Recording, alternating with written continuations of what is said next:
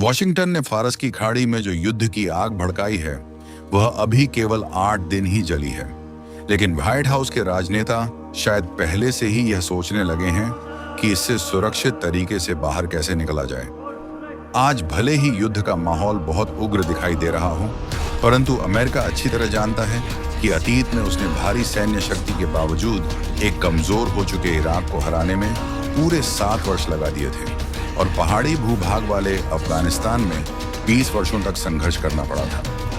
अब यदि उसे विशाल भूभाग और मजबूत भूमिगत औद्योगिक ढांचे वाले ईरान का सामना करना पड़े तो यह संघर्ष कितना लंबा चलेगा, ये स्वयं वॉशिंगटन के लिए भी एक गंभीर प्रश्न बन सकता है। पश्चिमी मीडिया भले ही टॉमहॉक मिसाइलों की सटीकता का गुणगान कर रहा हो, लेकिन पेंटागन के कई सैन्य अधिकारी इस संभावना से चिंतित हैं कि यह संघर्ष धीरे धीरे एक कठिन और लंबा युद्ध बन सकता है। सबसे बड़ी चिंता केवल बैलिस्टिक मिसाइलों की नहीं है, बल्कि हॉर्मुज जल मरुमध्य में चल रही उस अदृश्य युद्ध नीति की है, जहां से विश्व के लगभग 5वें हिस्से का कच्चा तेल गुजरता है।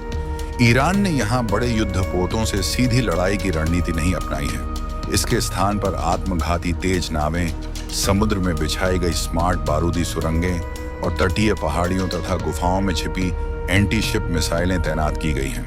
इन अपेक्षाकृत सस्ते हथियारों ने अरब सागर में मौजूद महंगे अमेरिकी विमान वाहक पोत समूहों के लिए भी गंभीर चुनौती खड़ी कर दी है। दूसरी ओर युद्ध के तनाव के कारण क्षेत्रीय रक्षा प्रणालियों में भ्रम और दबाव भी बढ़ गया है। हाल के दिनों में ऐसी खबरें भी सामने आई हैं कि मित्र देशों की वायु रक्षा प्रणालियों से गलती से अपने ही विमानों पर खतरा उत्पन्न हो गया। इन सैन्य घटनाओं के साथ साथ राजनीतिक और कूटनीतिक तनाव भी तेजी से बढ़ रहा है। कुछ देशों ने अपने दूतावास अस्थायी रूप से बंद कर दिए हैं और नागरिकों को क्षेत्र छोड़ने की सलाह दी है। इससे यह स्पष्ट होता है कि स्थिति अत्यंत संवेदनशील बनी हुई है। सैन्य संघर्ष के अतिरिक्त एक महत्वपूर्ण पहलू आर्थिक भी है। आधुनिक युद्ध में हथियारों की लागत अत्यधिक होती है।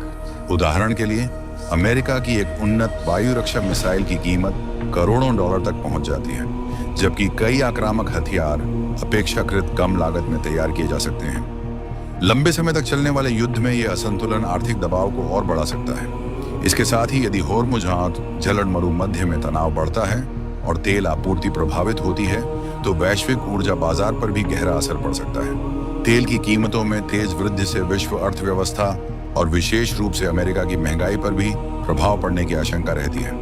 इस पूरे परिदृश्य में एक और महत्वपूर्ण पहलू यह है कि मध्य पूर्व की राजनीति अत्यंत जटिल है।